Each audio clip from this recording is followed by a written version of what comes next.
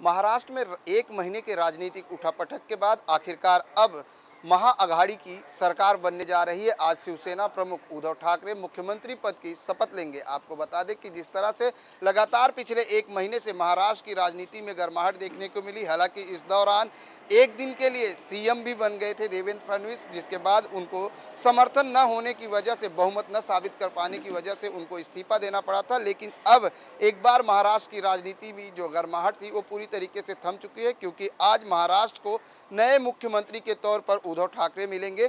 ऐसे में शिवसेना के जो कार्यकर्ता हैं, जो नेता हैं, उनमें किस तरह का उत्साह है ये देखने को मिल रहा है, क्योंकि शिवाजी पार्क में आज जो है मुख्यमंत्री का शपथ समारोह होगा। ऐसे में शिवसेना के नेता बाला आंबेडकर हमारे साथ हैं, उनसे जानते हैं किस तरह से देखते हैं कि एक महीना के उठापटक के बाद इस तरह से पिछले 25 सालों की दोस्ती तोड़कर अब मुख्यमंत्री पद मिला है शिवसेना को।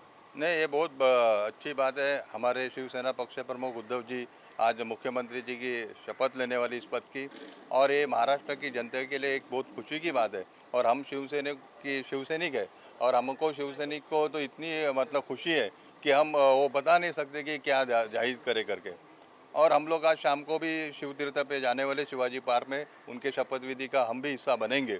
और एक जो बीजेपी का, जो भारतीय जनता पार्टी का जो हुकुमशाही चालू थी, उसको कहा तो रुकना चाहिए था। और जो गरीब तबके के लोग, मीडियम क्लास के लोग, ये बहुत थक गए थे और कुछ ऐसी प्रगति इस महाराष्ट्र में नहीं हो रही थी। और जहाँ पे भी देखा जाएगा तो हुकुमशाही राज ही ऐसा दिखाई पड़ रहा था। तो ये हुकुमशाही राज को ख़त्म करने के लिए हमारे शिवसेना पक्ष प्रमुख उद्धव जी ठाकरे जी ने एक अच्छा कदम उठाया, और आज ये पूरे महाराष्ट्र राज्य के मुख्यमंत्री बनने जा रहे हैं। ये सबसे बड़ी खुशी की बात है। जिस तरह से अगर बात की जाए तो एक दूसरी बार देवेंद्र फडणवीस एक दिन के लिए सीएम बने थे, क्योंकि एनसीपी के अजीत पवार ने उनको समर्थन दिया था और एक ही दिन में जो है समर्थन हट गया, फिर से मुख्यमंत्री पद से इस्तीफा देना पड़ा। किस तरह का देखते हैं कि क्योंकि आपके सहयोगी केंद्र में भी थे और राज्य में भी थे, अभी हालांकि अब युति टूट चुकी है।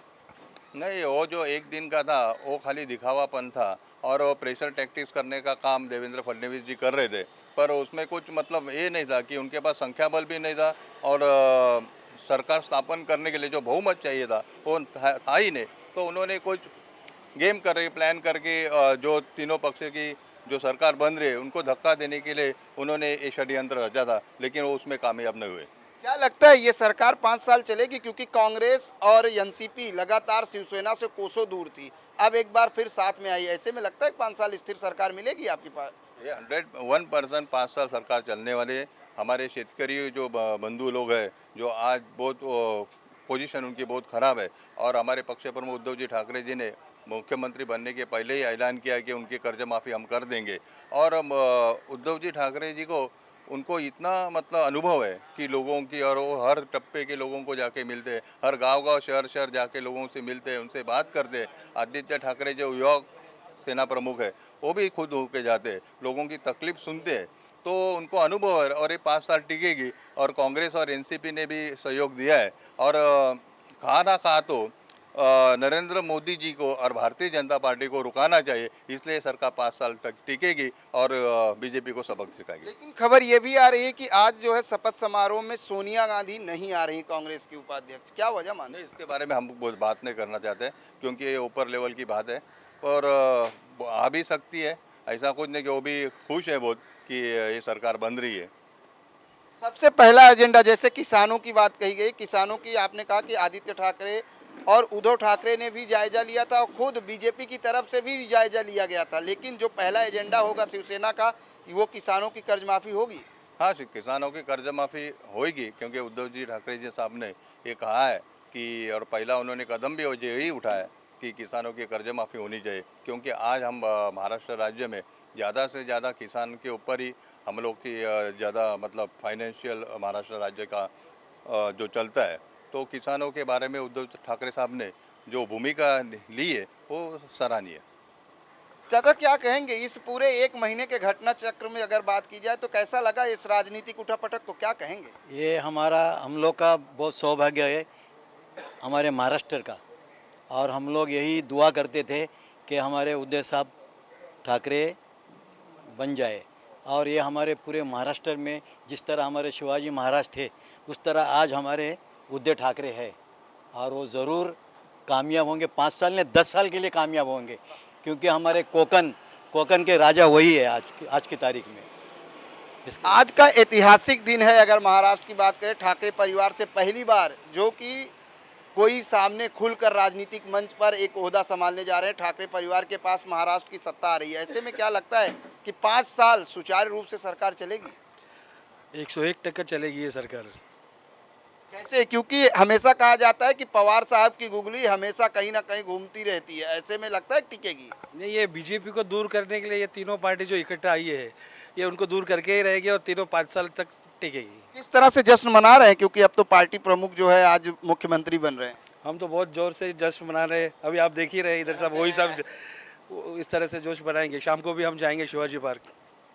क्या लगता है, क्या महाराष्ट्र के प्रमुख एजेंडे में आप लोग कोई बोलना चाहेंगे? आप बोलेंगे अंकल? क्या लगता है कि आज जिस तरह से महाअघाड़ी की सरकार बनने जा रही है, 1 महीना का उठा पटक, फिर सरकार बनाई जाएगी, युति होगी नहीं होगी, इस चक्कर में आपको नहीं लगता जनता को कहीं ना कहीं गुमराह किया जा रहा था? कोई गुमराह नहीं, बीजेपी का ये सब एक स्टंट था और जो स्टंट उसका फेल हो गया है और ये सरकार जरूर चलेगी। 5 साल नहीं, जैसे भाई ने कहा कि 10 साल चलेगी, 10 साल चलेगी ये सरकार, जरूर चलेगी। जिस तरह से विकास का एजेंडा, सबका साथ सबका विकास का नारा पर बीजेपी काम कर रही थी और अब एक बार फिर विकास के एजेंडे पर बीजेपी ने कहा था कि देवेंद्र फडणवीस ने विकास किया है, लेकिन तब आप यूटी में चुनाव लड़ रहे थे। अब आप अलग होकर जो है कांग्रेस और एनसीपी के साथ है, क्योंकि कांग्रेस एनसीपी हमेशा शिवसेना से विरोध में रहती थी, अब साथ में आई है। ऐसे में क्या महाराष्ट्र का विकास होगा? क्यों नहीं होगा विकास? और विकास को रोकेगा कौन? बीजेपी तो रोक नहीं पाएगी ना विकास को। कौन रोकेगा? विकास जरूर होगा।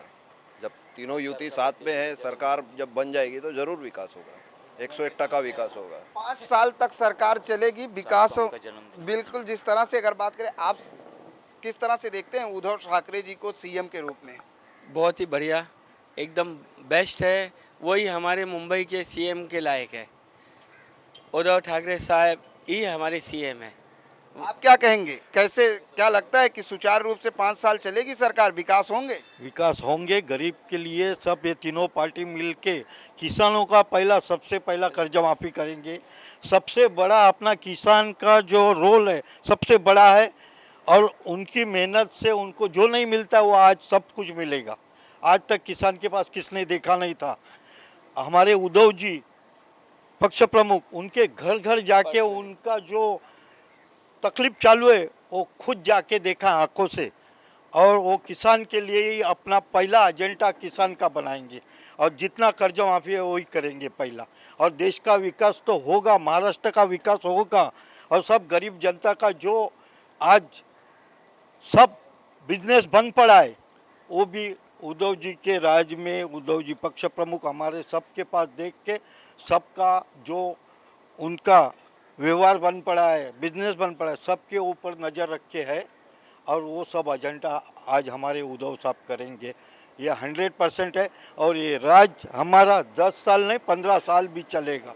ये गरीब लोग के लिए है। आप क्या कहेंगे, किस तरह से देखते हैं उद्धव ठाकरे को सीएम के रूप में? नहीं, सीएम के लायक है वो काम करेंगे, गरीबों का जरूर काम करेंगे और देश के महाराष्ट्र की ज़रूरत है उनकी। और शिवसेना के बड़े नेता है वो और पक्ष प्रमुख है। हमें आशा है वो जरूर और हमारा आशीर्वाद भी है उनको कि वो आगे बढ़े। लेकिन जिस तरह से कांग्रेस और एनसीपी साथ में, क्या लगता है? तो उसके साथ में चाहिए, ज़रूरत है, अभी उनकी भी ज़रूरत है विकास के लिए। महाअघाड़ी बनी है, विकास जरूर होगा। हमारे साथ मौजूद है एनसीपी के महासचिव अशोक पंचाल जी। उनसे जानते हैं कि जिस तरह से सर 1 महीने बाद अब महाराष्ट्र में राजनीतिक उठापटक पर जो है विराम लगने वाला है, क्योंकि आज महाराष्ट्र में महाअघाड़ी की सरकार और मुख्यमंत्री पद की शपथ ली जाएगी। क्या लगता है कि आखिर वजह क्या मानते हैं कि सरकार बनाने में इतनी देर लगी? यहाँ पर आप जो सवाल कर रहे हैं वो सवाल का ये जवाब दूंगा कि जब सेना और बीजेपी ने युति में थे और उनको जनता ने बहुमत दिया था, लेकिन कुछ कारणसर सेना नाराज़ हो गई और इसीलिए ये 1 महीने की देर हो गई है। कुछ उनकी कंडीशनें थी, बीजेपी नहीं मान रही थी और बीजेपी सेना नहीं मांग रही थी कि हमें मुख्यमंत्री पद चाहिए 2.5 साल का, इसलिए ये टाइम चला गया है। जिस तरह से महाराष्ट्र के पूर्व मुख्यमंत्री देवेंद्र फडणवीस ने कहा कि ऐसी कोई डील नहीं हुई थी हमारे बीच में मुख्यमंत्री पद को लेकर, लेकिन लगातार शिवसेना जो है मुख्यमंत्री पद की मांग को लेकर अड़ी रही और अब बीजेपी की युति तोड़कर जो पिछले कई सालों से दूरी बनाए हुई थी एनसीपी और कांग्रेस, अब एनसीपी और कांग्रेस के साथ मिलकर सरकार बना रही है। क्या लगता है ये 5 साल पूरे होंगे? 5 साल पूरा होने के लिए इतना वक्त इन्होंने लिया है कि एक दूसरे को समझकर ही ये महाआघाड़ी जो बनी है, महाविकास आघाड़ी, वो 5 साल से ज़्यादा चलेगी। जिस तरह से आपने कहा कि समय लिया है, सोच समझ के लिया है, मुख्यमंत्री पद को लेकर जहां 25 साल की दोस्ती टूट जाती है, ऐसे में मुख्यमंत्री को लेकर क्या एनसीपी और कांग्रेस समर्थन करने को तैयार है, लेकिन मंत्रिमंडल की अगर बात करें तो क्या सहमति बनेगी? सहमति कल बन चुकी है और वो सहमति के हिसाब से ही आज मुख्यमंत्री का शपथ विधि हो रहा है। कुछ मंत्री के लिए भी आज शपथ विधि हो जाएगी।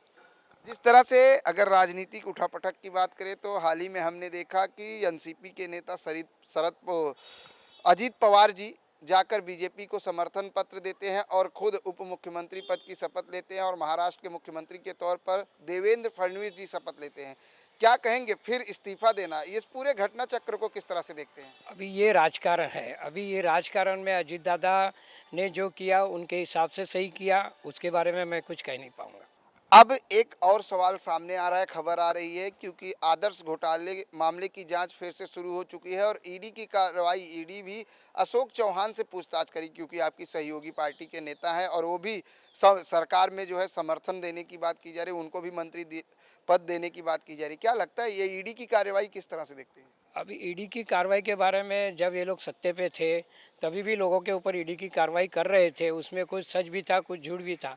लेकिन आज अब विरोधी पक्ष में बैठने के बाद वो सब ये हथकंडे अपनाने वाले ही है और उनके हथकंडे के ऊपर हम लोग पीछे नहीं हटेंगे, हम उनको करारा जवाब देंगे।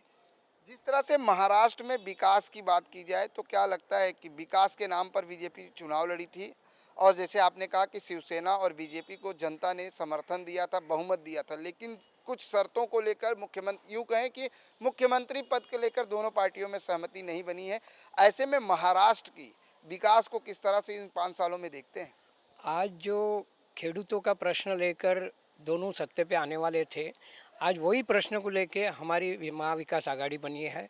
हम खेडूतों के प्रश्नों और जनता को न्याय दिलाने के लिए ये आघाड़ी बनी है और आने वाले 5 साल तक स्थिर सरकार रहेंगी, ये हमारी कोशिश रहेगी। अगर उद्धव ठाकरे की बात करें, ठाकरे परिवार से पहली बार कोई जो है राजनीतिक मंच पर यूँ कहे कि महाराष्ट्र की कमान अब ठाकरे परिवार के हाथ में जा रही है, ऐसे में क्या लगता है कितना विकास होगा महाराष्ट्र का? ये तो खुशी की बात है, उनको ये मौका मिला है, तो जो बीजेपी और ये नहीं कर पाए थे वो आज उद्धव साहब करेंगे और हमें ये भरोसा भी है कि महाराष्ट्र विकास 100% होगा।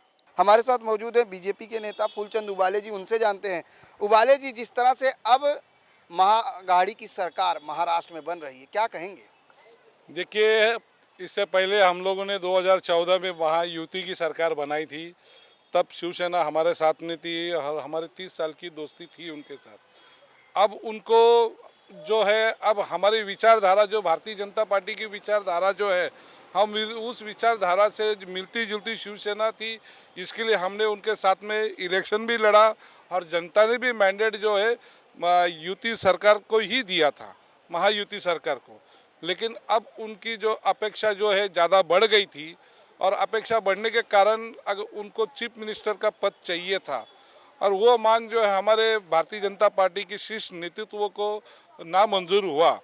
इसी के कारण हमने उनकी जो मांग थी वो मांग हम पूरी नहीं कर पाए और अभी वो कांग्रेस और राष्ट्रवादी के साथ जा रही है। हमारी शुभेच्छा है, चलाए सरकार 5 साल, महाराष्ट्र का विकास करे। हमारे देवेंद्र फडणवीस ने जिस प्रकार से 5 साल के अंदर इस महाराष्ट्र का विकास किया, जगह जगह ये मेट्रो के जाल बिछाए पूरे हिंदुस्तान के अंदर, और सब सरकार जो थी एक अच्छे किसानों के हित प्रिय थी और मोदी जी के नेतृत्व के अंदर ये सरकार जो है अच्छे काम कर रही थी और देवेंद्र जी ने इस महाराष्ट्र के अंदर बहुत बढ़िया काम किया है। अब देखते हैं शिवसेना के नेता जो है उद्धव ठाकरे जी है, चीफ मिनिस्टर बनेंगे तो किस तरह से महाराष्ट्र में काम करते हैं, हम भी देखना चाहते हैं। जिस तरह से अगर बात की जाए तो पिछले 25 सालों से शिवसेना बीजेपी के साथ थी, अब युति टूट चुकी है मुख्यमंत्री पद को लेकर। जो एनसीपी कांग्रेस लगातार पिछले 20 से 25 सालों से लगातार शिवसेना बीजेपी पर निशाना साधती थी, अब वो शिवसेना के साथ सरकार में है, क्या कहेंगे? ऐसे में महाराष्ट्र की राजनीति और महाराष्ट्र में कितना विकास होगा? देखिए, विकास तो इन लोगों का हो चुका है। राष्ट्रवादी कांग्रेस पार्टी और कांग्रेस जो पहले से हाशिए पे थी, जिनके राज्यों में इनकी सरकारें थी, उस वक्त तो महाराष्ट्र को इन लोगों ने कबाड़ कर दिया था। अब ये वापस से अगर आए हैं, अल्पमत वाले लोग जो है इनको जनता ने नकारा हुआ है। कांग्रेस को भी नकारा है, राष्ट्रवादी को भी नकारा है।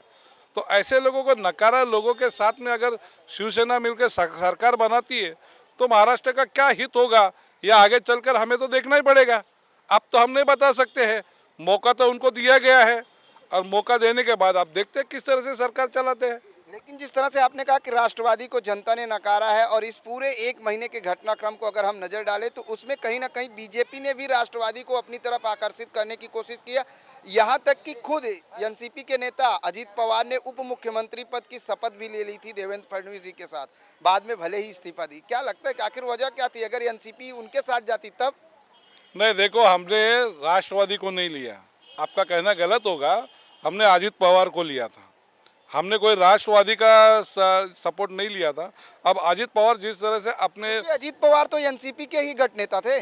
गठ नेता थे, लेकिन उनकी बात हुई होगी, मैं अंदर की बातें तो नहीं जानता हूँ कि किस तरह से। लेकिन हम लोग जो है बाद में सरकार किस तरह से बनने वाली थी, इसका पूरा जो है डिटेल तो किसी को भी नहीं समझ पाया आज तक, क्योंकि हम सुबह सुबह हमने देखा कि चीफ मिनिस्टर का एक रात में पूरी रणनीति बनी, सरकार गठन रणनीति बनी। अभी उसका खुलासा आज तक हुआ नहीं, आगे आने वाले वक्त में खुलासा होगा तो आपके माध्यम से भी हमें मालूम पड़ेगा सब ये चीजें। क्या कहेंगे इस पूरे एक महीना के घटनाक्रम को, किस तरह से देखते हैं एज ए मुंबईकर?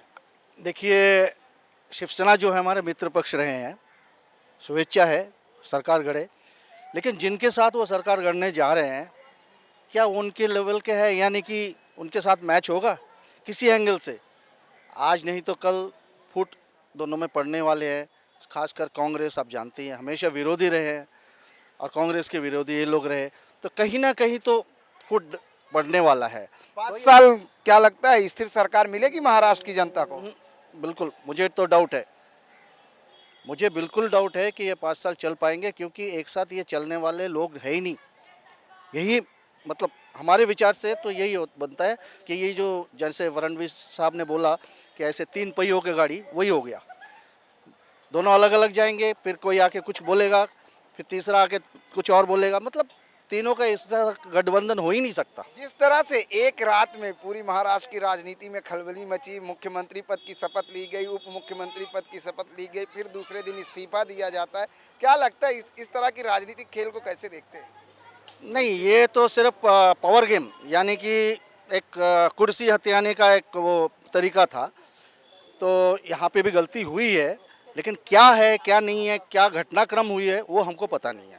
तो जैसे जैसे दिन जाएंगे खुलासा होगा कि क्या घटना हुई थी कि रातों रात हमको सरकार बनाना पड़ा, फिर जाके उसको एक दिन में अजीत पवार जी को क्लीन चिट दी जाती है, उसके बाद इस्तीफा दे दिया जाता है। ऐसे में आखिर महाराष्ट्र की जनता क्या समझती है?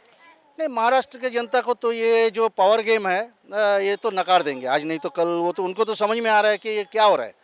कुछ देर के लिए कुछ समझ में नहीं आता है, कि बाद में समझ में आता है कि ये बिल्कुल साफ साफ पावर गेम है, कुर्सी की लड़ाई है, कोई देश हित या समाज की हित इसमें इन्वॉल्व है ही नहीं।